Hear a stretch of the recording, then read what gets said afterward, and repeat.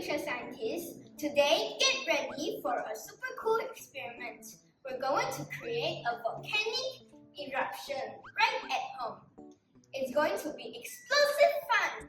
But remember, safety first. Ask a grown-up for help and find a place that's easy to clean. Alright, let's start creating our volcano.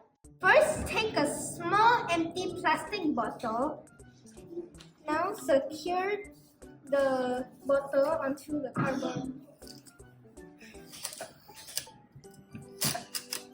Now soak the old newspaper and wait until it's mushy enough. Mushy enough. Then start molding the volcano. Make the volcano more realistic. Once your volcano looks like the real deal, place the volcano on a tray. This is our safety zone to catch all the action. So we're ready for our eruption. Let's mix up our lava. In a plastic cup, put vinegar and with red watercolor. Want an extra effect? Add a bit of soap, and that's going to make our eruption extra foamy and exciting. Okay, this? Yes.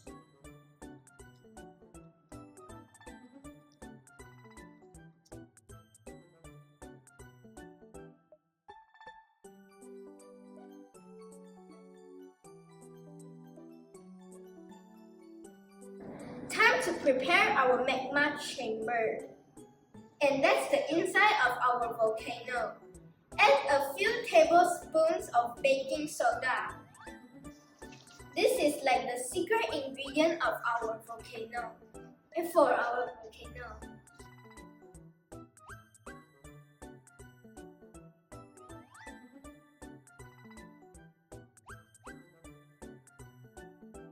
Alright, here comes the fun part. Pour your lava mixture into the baking soda filled bottle.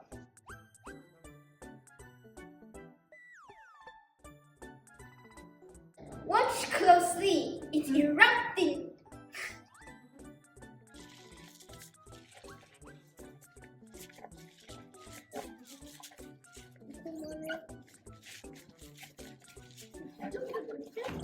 They team up together to create carbon dioxide gas, making our volcano bubble and fizz. Make sure to throw your rubbish away properly. That's all for me today. Bye-bye.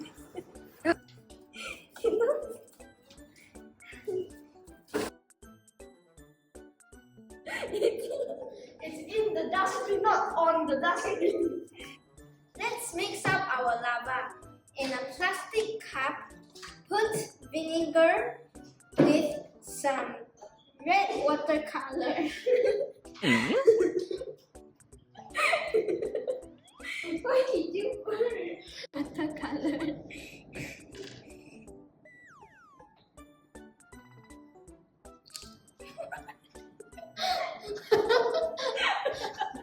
What does it look like? Bye-bye. Why is it so slow? It's an eruption, not an explosion.